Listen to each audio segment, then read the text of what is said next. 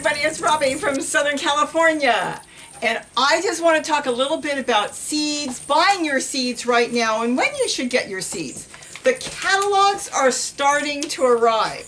If you've signed up with different companies, they send you the catalogs. But you can go online, you could go to the stores, you could go to your nurseries and start looking for seeds. Now, why would I say to start getting seeds now? Well, I don't know if you remember this or how long you've been gardening, but at the start of the pandemic, they ran out of seeds. Everybody was going to garden, even if they've never gardened before. And not only that, but people were buying seeds that they weren't even going to grow. I mean, things they didn't even care about. They just bought. And keep in mind, when you buy seeds, they're stored from the year before.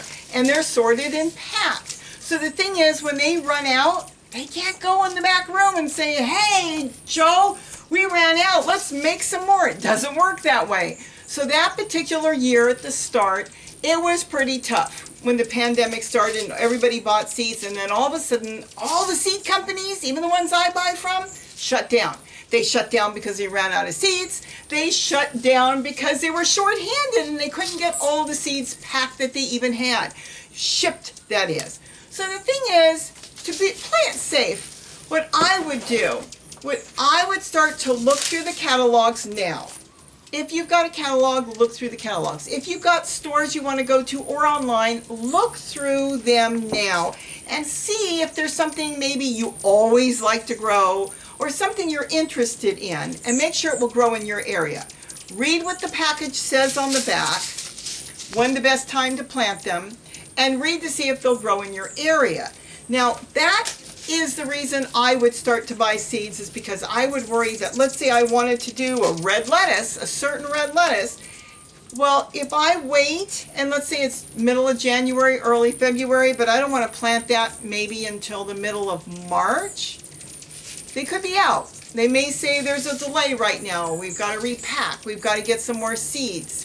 The companies, a lot of them, they're not producing these plants and packing it up in little packets and sending it to you. They're buying it in 50, 100-pound sacks, and then they're weighing them out and they're packing them. So they've got to make sure they can get the seeds. So that's why if you're going to plant this spring and you know you're going to plant, start looking for your favorite seeds. Now, you may have seeds from last year.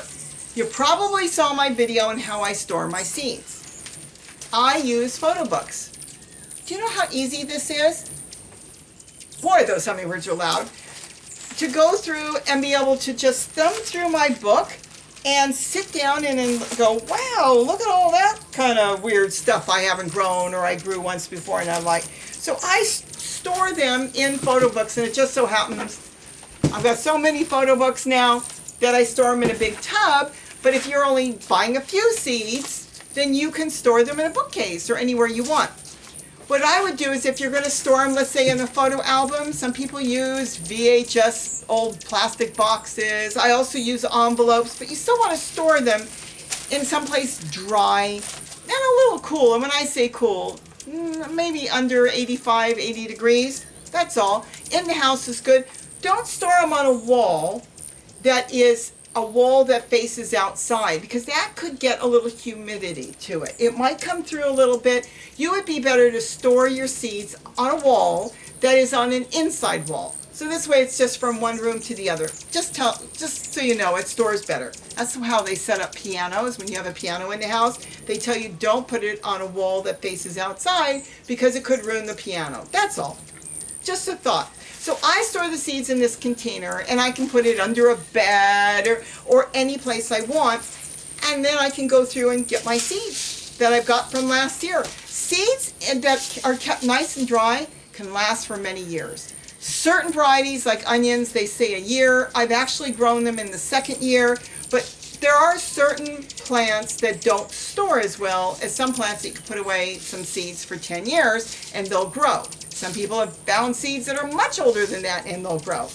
But the main thing I wanted to talk about today was, think about what you want to grow. You don't have to buy everything, but you want to make sure you get the specialty items that you want to grow. Go through the catalogs, go through the pictures online, see if it's for your area, and start buying some of the seeds now. Baker Creek, they're a good one. They usually have free shipping. So you don't have to buy a whole lot, just buy a few. And then you can just put it away until the time is right.